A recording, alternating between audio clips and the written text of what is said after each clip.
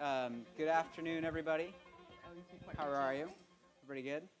Welcome to the official first day of market. Welcome to Universal Furniture. My name is Neil McKenzie, Senior Vice President of Marketing here, and we thank you for coming. You're in the Learning Center. We have 11 educational events over the course of market here. We do record them all, so everybody can wave at Dalton back there. And these are available after the fact. So if you've registered for any of them, the good news is you're going to get an email with all of them. So lucky you. And you can watch these in your leisure. So it takes about a week for us to kind of get those processed. If you are interested, and we hope you are, exploring the rest of our showroom, just check in at the front desk. They will set you on your way. We have 115,000 square feet of showroom space. Each floor offers something different. We have a new outdoor collection on floor 3 as part of our Coastal Living outdoor collection. 2 new introductions on floor 2. And then the ground floor, which you're on, we have special order upholstery. We are just now getting into COM, so be sure to check that out. We have new fabric offerings, and then we also have the Designer's Lounge, which is also on floor 1, and there's some cocktails. There's a beauty bar for some hair touch-ups, which I understand it's windy, so maybe something you need before you hit the town. And then we also have a local artisan selling some pottery, which is back there, so some really cool stuff to check out. I'm going to kick it over to Kaitlin Petersen, who is very excited about the Nightmare projects. And I know we've had some nightmare projects of late too, not with Business of Home, but I'll kick it over to Kaitlin and let you introduce the panel. Thank you. Thanks for being here. Thank you, Neil. First of all, I just want to second what Neil said. I got a chance to walk through floors 1, 2, and 3 yesterday. If you haven't been upstairs yet, all of the new introductions are absolutely extraordinary. So please carve out time to do that. I'm Caitlin Petersen. I'm the editor-in-chief of Business of Home, and I have 3 amazing designers here with me. Hema Persad from Los Angeles firm Sagrada Studio, and then Lathem Gordon and Kate Dunning from the Atlanta firm Gordon Dunning. If you had a BOH magazine on your chair, or if you see one around, we spent our spring issue unpacking projects that kind of turned into a nightmare. And these lovely ladies all shared their stories in that issue. And so I'm really excited to bring that to life here and have a conversation about, what went wrong, what those red flags are, how you power through, and what you can learn to make the next job a little bit easier. I just also want to say it is so much easier to talk about success than it is to talk about the stumbling blocks in a project. So thank you so much for being open, for telling this story, and for sharing all of it with us today.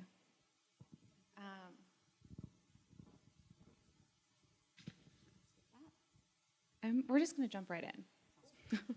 I want to start with Kate and with Lathem. Can you walk us through the project that you shared with us in the issue? I want you to set the stage. What was this job?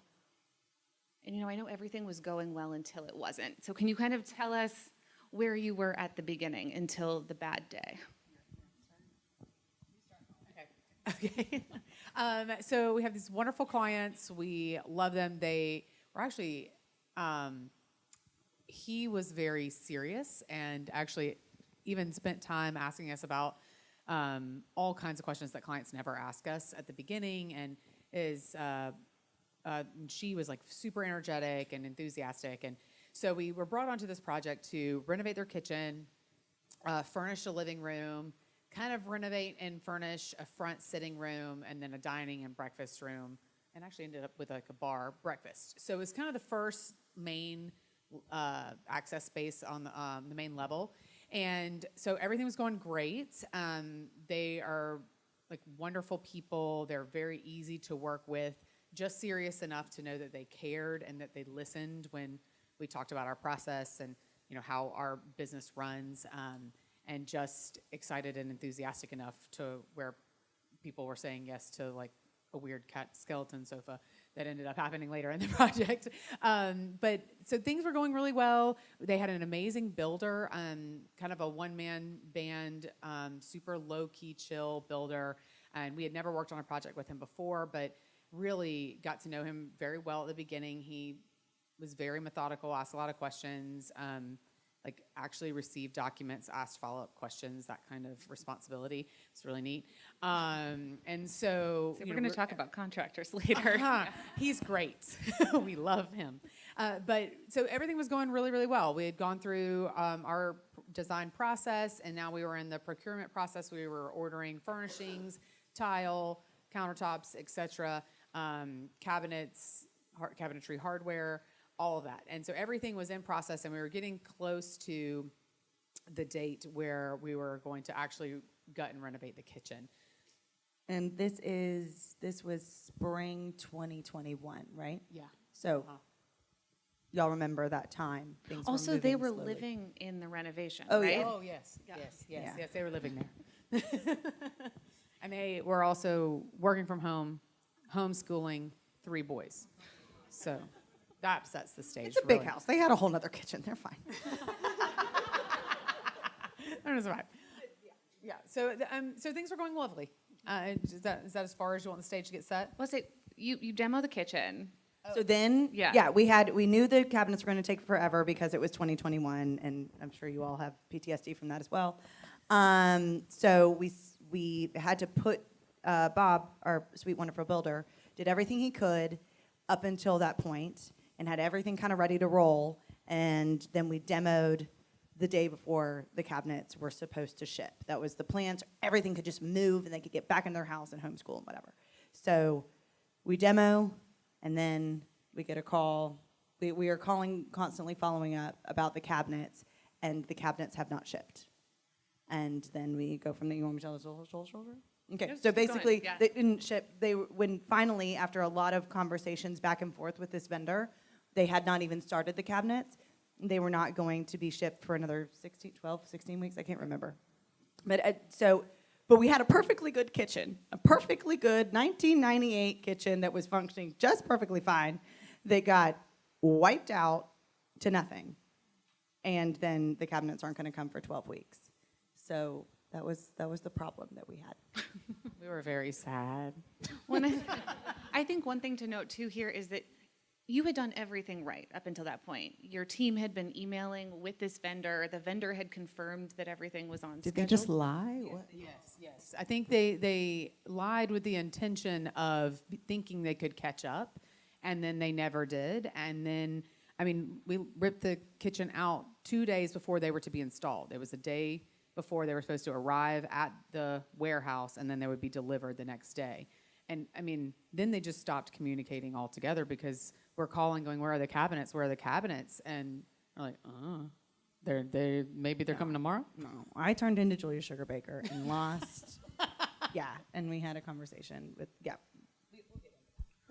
I was like, we'll get there. But what do you do first? You find out these cabinets aren't coming. You have a family who would like to have a kitchen in the house they're living in. You called the builder. Yeah. And what happened next? Yeah. We called the builder first because he had a whole bunch of guys waiting to do work that he needed to release. And we needed to team with him because this is not a problem we could solve by ourselves. I mean, this is, we don't build kitchens, we design kitchens. And so we needed to talk to him about how we could potentially problem solve this so that when we did talk to the client, we had not just problems, but some set of solutions.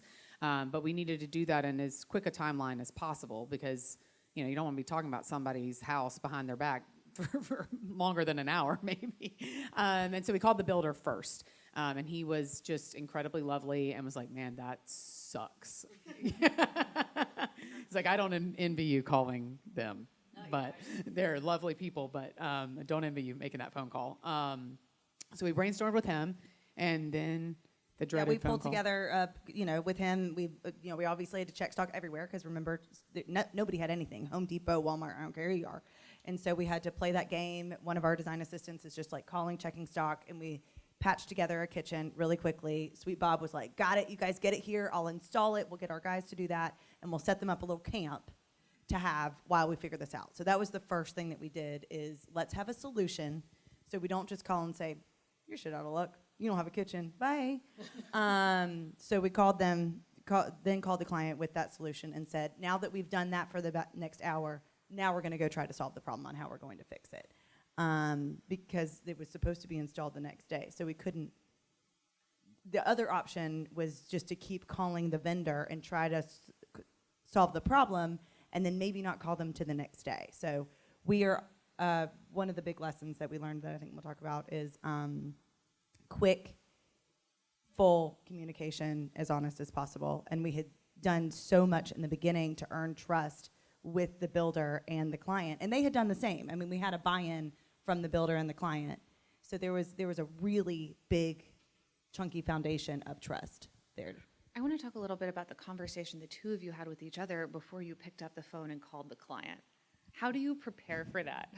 And how do you kind of structure that kind of information delivery? Role play. Yeah. I mean, really, starts with a lot of 4-letter words internally. Oh, also setting the stage, our director of operations, who, like, we actually didn't have a procurement manager at the time. She had done all of the ordering. Her 8-month-old was in the hospital, like, suddenly. So we couldn't talk to her. We could not ask her anything. So we had to do all of the detective work to make sure we were telling the truth. So unfortunately for Cate, she's very gifted at having very clear conversations. I think it's the oldest of 3 girls. I had a brother, and they don't talk as much, so I wasn't. My mom's an uber communicator, but it's different than a clear communicator. But unfortunately, Cate is very good at that. So we sat down and said, okay, what all can we share that is true, and what all can we solve that is true? And kind of walked through all those, and then said, okay, what are we going to say? And sat through and said, okay, we're going to say this, we're going to say this, we're going to mention this, if they ask about this, we don't know, and here's all the things that we can provide them with. Because, one of our big rules is, like, when you got bad news, you got to rip off the Band-Aid as quickly as possible, but we also like to call with some level of hope when we can, too.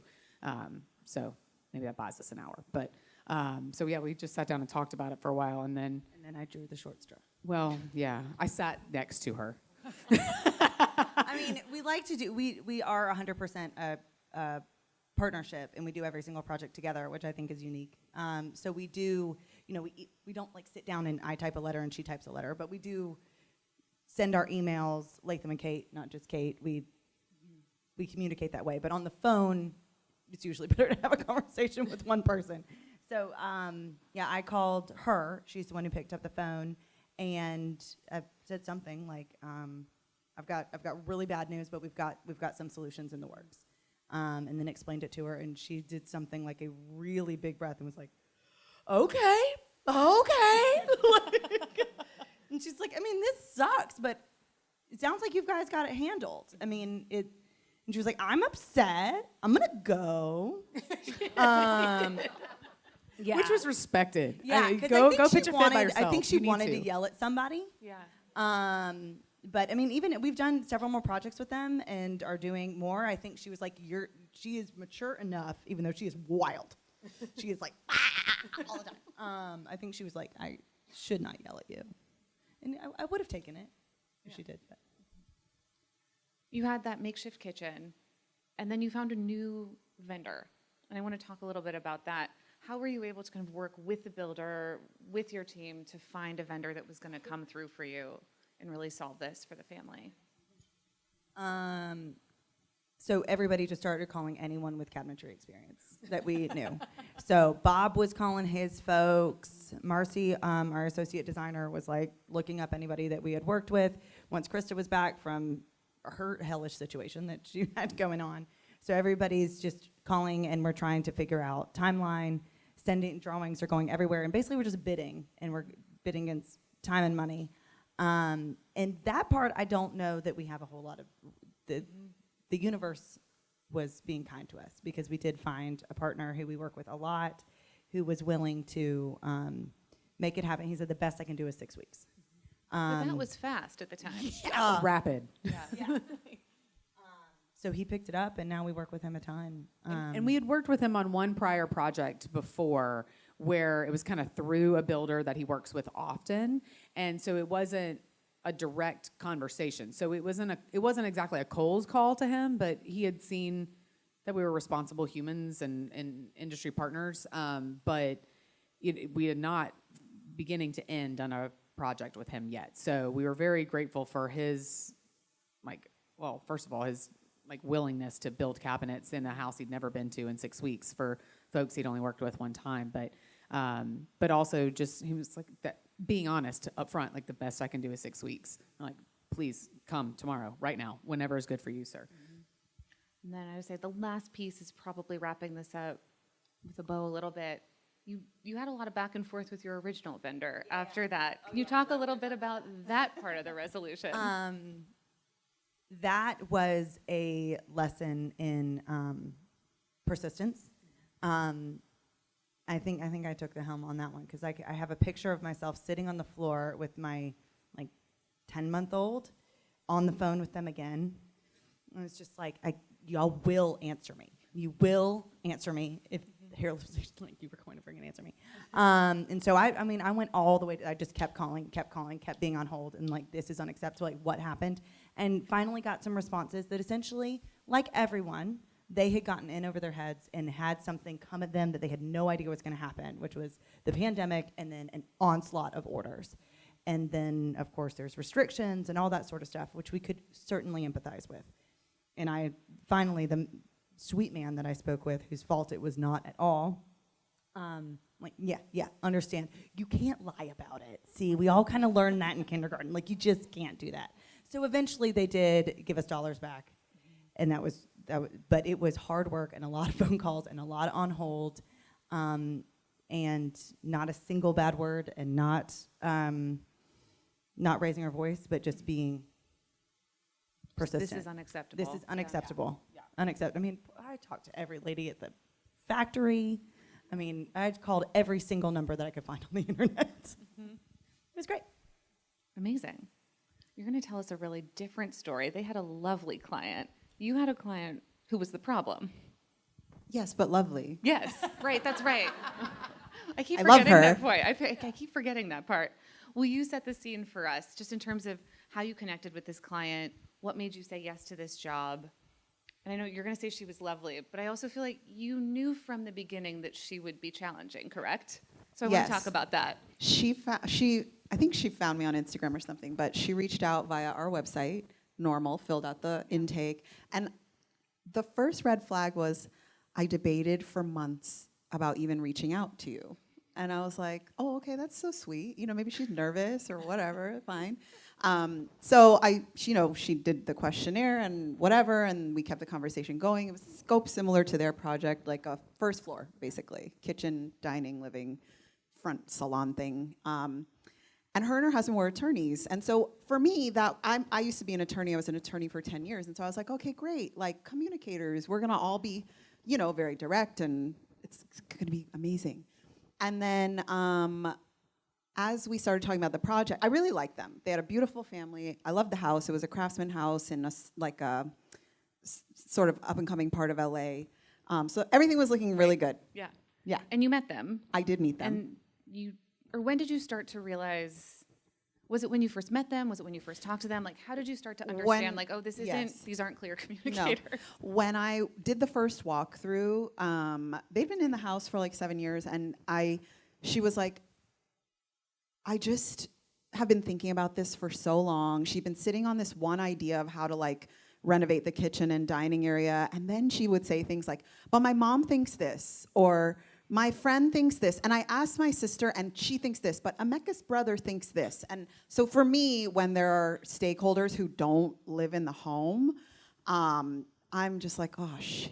Like, nobody tells you in the initial communications, like, how important their mom's opinion is to them or whatever. They really don't, but then it comes out later. You start to understand all those outlying relationships and how influenced your clients are by them, even if those people aren't writing the checks or living in the house, So I walked through, and to me, there was one clear floor plan option. Which was not the one she was stuck on. Which was not the one she was stuck on, and that everyone else who's not a designer was telling her to do. Mm-hmm. So I told her, and it was like it blew her mind. It was like she was on one path for so long, and then all of a sudden I put her on a different one, and it took her like she was shocked. She was like, I've literally never thought of that. And so it threw her for I'm like, it's my job. She was like, I just don't know. I don't know if I can do that. And normally I don't send side by sides. I don't do the HGTV like option 1, option 2. I don't do that. I think that clients hire you to get to know them and bring them the best option. And I think that it confuses them when you give them like multiple options, you know, because then they start to wonder, well, what else is there? I just give you one, right? For her, I gave them the side-by-side, only because I knew, again, they were attorneys, they were gonna analyze the shit out of it, and they needed to like do the side-by-side thing and really wrap their heads around it. So that was like process deviation number one. How much internal angst or kind of thinking did you have to do to say, okay, I am gonna break my process a little bit for these clients, and this is going to be a payoff? Was that instinctual, or did you have to really Yeah, sit with that? I was annoyed. Oh. I was annoyed. I didn't want to, just on principle. You're like, this is extra time. Yeah. You know, my team has to do these 2 sets of drawings, and like, then One I gotta. is good and one is One bad. is I know this is what they're gonna pick, so we're Yeah. just going through these motions. Yeah. But as I got to know her, I realized like she just, and most clients are this way, they just want to make the right decision. And what they want from you is that reassurance. Like they just want you to give them permission to make that decision and make them feel like they're making the right decision with their money and time and all of that. So How did you do that? Because I know it was a lot of information drops and then backing retreating. up. That Yeah. was the pattern. Throughout the whole project, I would send the floor plans, talk to you in 3 weeks, and then I would get a long analysis and then an answer. And Tell me that more was about that fine. analysis. This is funny. It was like it would be like, well, we thought about this, and then we were wondering like if we were entertaining here, and one day we might want to do this, and then blah blah blah. But then at the end, it would be like, but we really like your floor plan, So I knew they would. I just let them, because honestly, like that's what some people need to do. Like if you want to service your client, in the best way that you can, I think a lot of it is like emotional intelligence and just understanding who they are and how they think, and not getting in the way of that. Because if you try to get them to think the way you want them to, it's just upsetting to them, So I had to like let her do that, and I was okay with it. She's very sweet. I just learned to like let her come to me when she was ready. When we first talked about this project, you were telling me the story of getting to the right floor plan. Yeah. And I remember asking you, oh, but it was so easy after that, right? You had built this trust and everything was great. And I think you were immediately like, no, it was like that for the countertop and the floor. Yes. And that like every step Every of the single way. step of the way, she would just have to take a minute and think. And eventually I got to know that about her. It wasn't necessarily, it was a trust thing, but I don't know that it was personal. I just think whatever happened in her life before with whoever, made her this way. And I observed her husband. I was telling you guys before, I observed her interactions with her husband, and I took cues from him, because I could see that he would let her do this. And then when she was super close to a decision, then he would swoop in and be like, we're doing this cabinet color. And so I started doing that. I would let her get almost there, and then when I could see she was almost there, I'd be like, absolutely, that's the countertop, So she had to get like almost there, then you just push her off the cliff. The decision cliff. What was the moment? I think you said it was like when the last thing that came in. The dining chairs. They finally had The this dining moment. chairs came in, and my assistant went and received the delivery and made sure they were all in. And I got a text from her, and it's like, I trust you now. I was like, cool, great. We're done. We're but done. Yeah. Cool. We're not really done. We're still working on the living room because she took 8 months to decide on a paint color.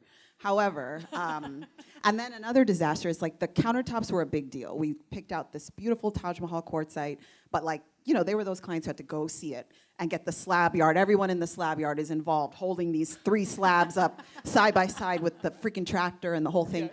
And then she's like, this part needs to go above the range, and this part is gonna go on the left counter. And I was like, go off. Like, do you? Yes, fine. Then the fabricator screwed the whole thing up. Like, put the wrong section on the back. I mean, to be fair, she was a little too involved there. But we were very clear in our notes and all of that, and so he just made a mistake. And my contractor ended up having to buy them a new slab. Did she project manage that one too?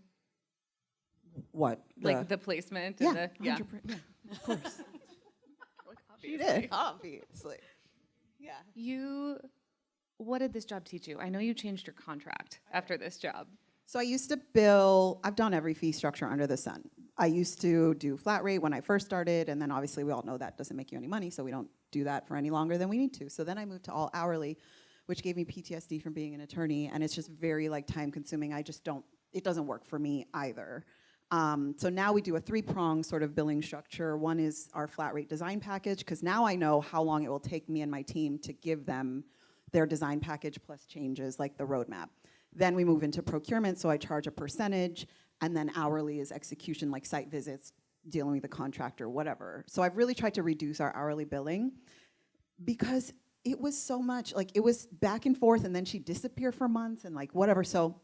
That's really swingy. It was, Yeah. and so, you know, this way, we're compensated for the design package. Like, we've got our money, we're done. This actually worked out for me in another way too, because I had a client who had another beautiful craftsman home. We did this beautiful design for the whole house, and then they went house hunting one weekend, and they were like, hey, we're buying a new house, you know? And I was sad because we didn't get to execute Did she the design. ask you to design the whole house and not charge any more 100. design She was fees? like, can we move some of these over to the new house? And I was like, no. I have a new house. Can you design it, but for free? Yeah. Well, she just wanted to translate it, and I'm like, but it's a different house, girl. What do you? It's We not- never heard from that girl again. Yeah. We said no. Yeah. But in that sense, my fee structure worked too, because again, we had done the whole design package. You know, they'd paid. We didn't procure anything yet. So it was sad, but it was like, okay, we're compensated. It's fine. I want to pivot a little bit. You know, the magazine series talked about 3 main types of challenges: issues with vendors, issues with clients, but also issues with contractors. And I know that's a pretty universal pain point. So I wanted to talk about that just a little bit.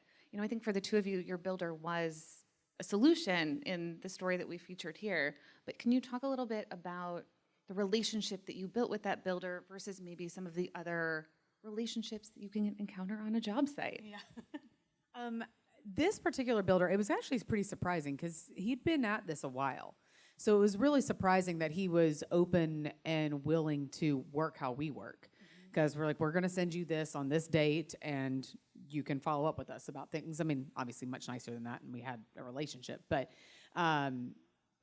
we've also had builders who like will not hold a client's feet to the fire on a change order, and that makes more work for them. It makes more work for us, and then how on earth are we to bill for that when that was not our original agreement with a client? And so by them being non-committal or wishy-washy, that screws us. I mean, they're going to get their money, you know, because they don't get a house if they don't, you know. So that has been a pain point with several other builders. But him in particular, I mean, he was just like, sure. I mean, if that's how y'all want to do it, I'm going to let y'all drive the train. And I don't know why he was so amenable to it, but he was. I think we do have, I mean, we work with a ton of different builders. You know, we don't mandate who we will work with, but we do mandate how we will work with them. What does that look like? So when we do a construction project, it is so flippin' long, and and it itemizes out each meeting, how long the meetings are going to be. But the very first meeting is a kickoff with with us, with the builder, and with the client. We all sit down together with the plans and talk about, this is our timeline that we have. What's your timeline? This is how we specify. We show them a selection sheet. We show them plans. And we say, this is what we typically do. What is, because we're flippin' nice, like, what can we do to make it easier for you? Because unfortunately, we have learned through all of these friendships that we have and partnerships that we have to morph. Because at the end of the day, we got to get it built right. And so if there's a couple of things, you know, like, I would really prefer that you specify tile from traditions versus specialty. Okay, that's fine. I just like them better, whatever. Or I need you to shift your timeline a little bit. I mean, of course, we have boundaries, but we try to conform a little bit to them as much as possible to make it all happen. So we have that, and then we're all together discussing it. So there's a witness called the client who's paying for everything, who is hearing the builder say, cool, I like the way you're doing that. Because recently we had an absolute nightmare builder. He was mean as a snake. I mean, just mean, not difficult to work with, just really would look at us and talk to us as if we didn't deserve front to be of on the the earth. client? Oh, yeah. Oh, and to the client. Oh, and to the Oh. client. I mean, there is no reason for you to exist on this earth. I hate you that hard. He was so flippin' mean. I don't know why they paid him, except for he I did don't get the know. house built in the timeline, he But said. because of that meeting that we had and set up and the trust that we had built, there was this understanding between us and the client. He mean, right? Like, we specified, we sent emails. It was so fun to watch those emails fly through, and it was, he called himself Double D. It would be Double D, Gordon Dunning submitted this on April 7th, whatever, blah, blah, blah. And it was like, it was just so fun to just watch our very BA clients who are taking names and being incredible, just shooting them back, being like, you might be mean. And we had set that up. So I think that kickoff and like, we're a team, we'll work with you, whatever you need, just let us know what it is, sets us up for being the nice one. Have you always done that, or was that something you had We've to learn kind of along the always way? done that. Yeah, and it just sort of happened. I think in early stages we were trying to make sure that we were on the right page with the client and the builders. And in many of our early projects, we were the ones brought on later, and they had already hired the builder. Now it's probably 6 one way, half dozen another on how it works. And so we were like, this is our process. Does this work for you? And now it's become this is our process. How can we make it a little bit better to suit your needs because you're special? But this is our thing. I mean, sometimes they'll, have something unreasonable occasionally. Most of the time, I wonder if you have thoughts on this. We have, whatever. We have a guy right now. We'll get it done. I'm like, right, yeah, that's what we're doing right now. Yeah, focus. And I don't know how to fix that. Yeah. I feel like I'm getting to the point where I want to evolve my business to only work with people I like. I know that for liability reasons, you want the clients to have fair choice in whatever contractor and whatever, but 90% of them are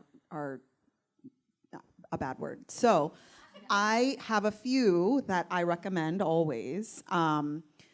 Because the project just turns out better. We also had a nightmare, super condescending contractor who thought he was a designer. Those ones are the worst, who like go behind your back and they're like, and then you'll get a call from the client like, well, Joe said, I could get this tile for cheaper because but it looks the same. And I'm like, that is porcelain. What are you talking about? Like when they start to give their input on something that you have spent weeks and months already designing, I have a problem, and I will say something. I'm like, wait, bro, what are you doing? I don't care.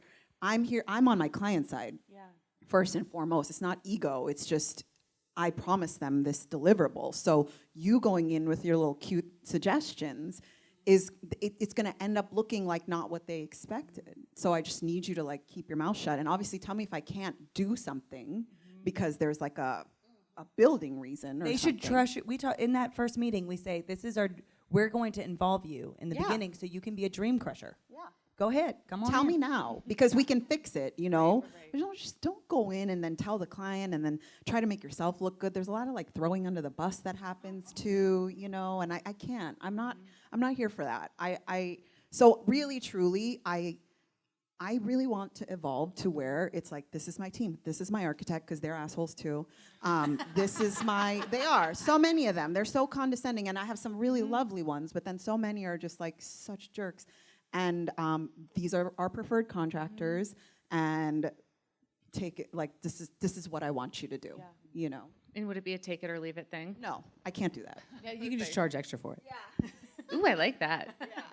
I can't do that. It's it's a liability reason. Like you can't just, because if something goes wrong and it was there, your clients can always come back and be like, well, you said, so you got to give them options. Yeah. But I don't want to. We steer clear of the word recommend. I mean, we will share the way that we've currently been saying it is we have 3 of our favorites. Everybody comes with fine print. Yeah. We love this one, well, except for and we all come with that. I mean, I'm sure people are like, we love them. They talk a lot. They ask for referrals, and I'll say, here's our referrals, here's who we like, here's what I think. I'm very honest with our clients. They're paying me. The contractor's not paying me. When you meet a contractor for the first time, what are the red flags that you're looking out for?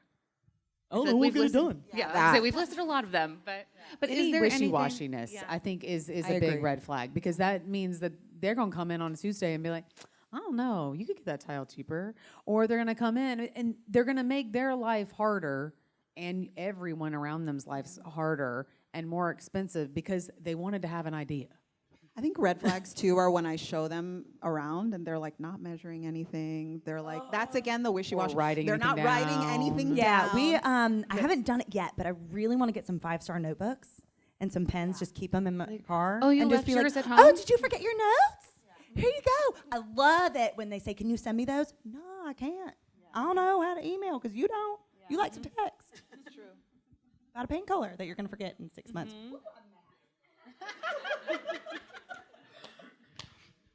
This is part of Kate's PTSD therapy from COVID 2020. We have a few right now that are just like, Yeah. What are the safeguards that you've put in place or that you want to put in place? I think, this idea of, here are my referrals is a great one. Yeah. But for vendor or client or contractor related challenges, what are the guardrails that you can put in to protect your business? I recently heard somebody say that they have like a restart fee, like a project restart fee if it delays. Do you guys do that? Yeah.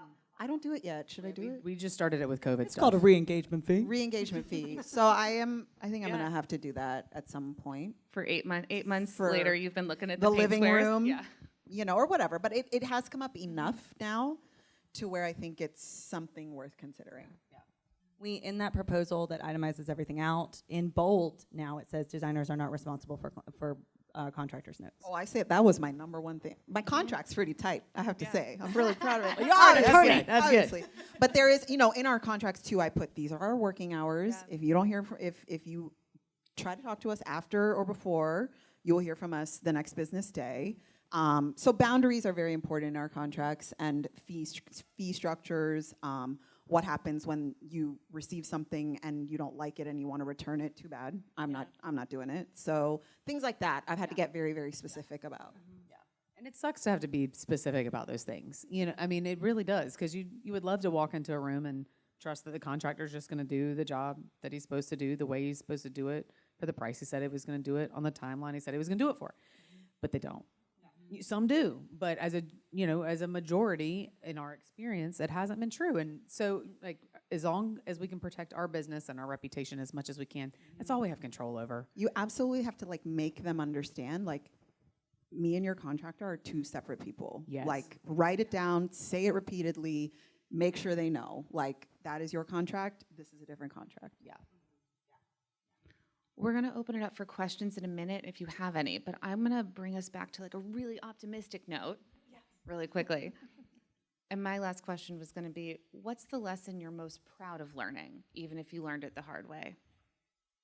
Patience for me. I'm not a naturally patient person, and I have this tendency to we do this a lot, but I have to realize that this is one small thing in my world, but this is everything in our clients' world. And so to sort of meet them there and be like, okay, yeah, you're spending a lot of money, your whole life is in upheaval, you probably had to move out of your house. So giving them some grace and realizing that they are human beings. I come from law, and everybody's problems are just work, right? But we're dealing with human beings, and I'm very proud of how I've evolved into a more patient person. I love that. Yeah, you can go. Oh, we can have different lessons? Okay, good. I definitely have different lessons, probably than you.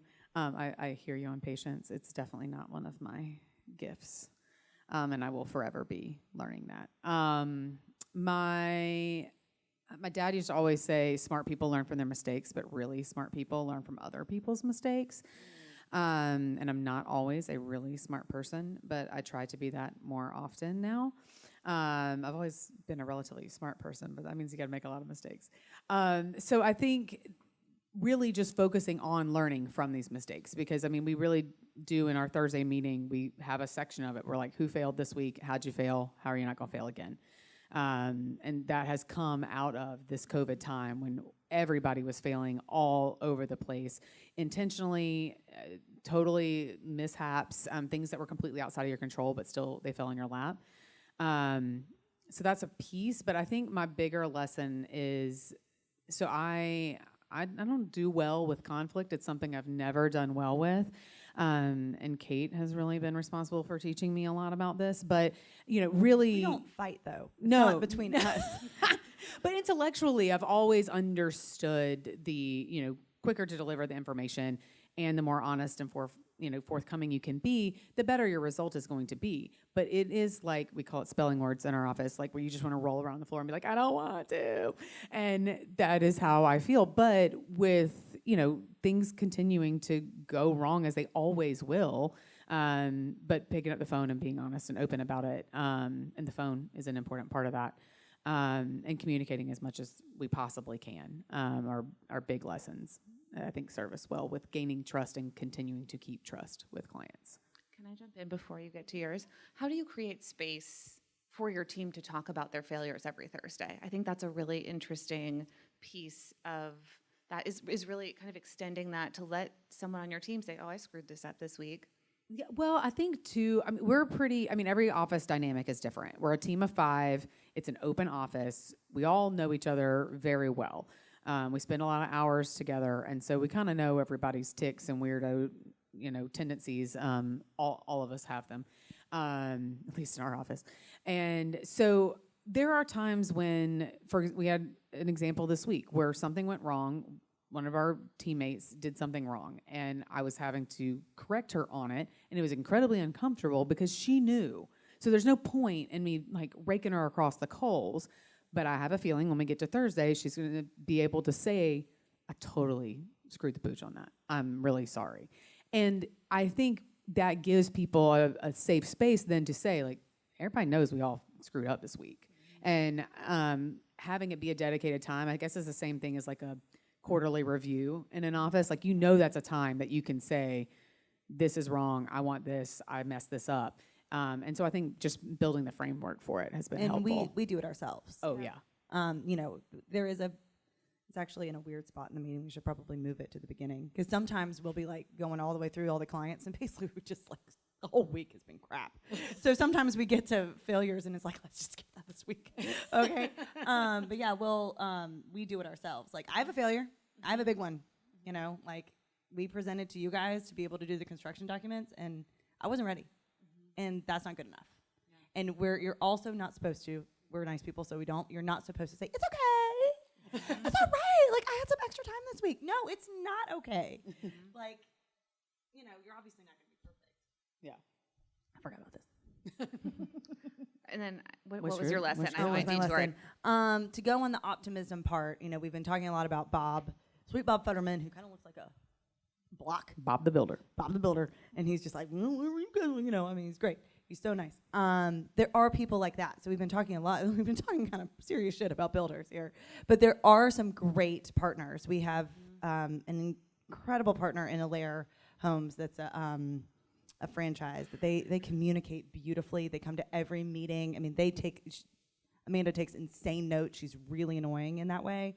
So we have some incredible builders, and the way that we celebrate failure, we also want to celebrate success and be what went right there so that we can do that again. So I think that's one of the lessons. And always picking up the phone. I am the one who tends to pick up the phone. She's really good at it. It's fine. I'm sorry for her that she is. No, that's amazing. I think it's 1:00. We've got to wrap, but I can stay. Can you guys stay for a little bit? Come say hi. Come see us. We're going to turn off the mics, stop the cameras rolling. But thank you so much for being here. The three of you are incredible. Thank y'all. And thank you to Universal for having us today.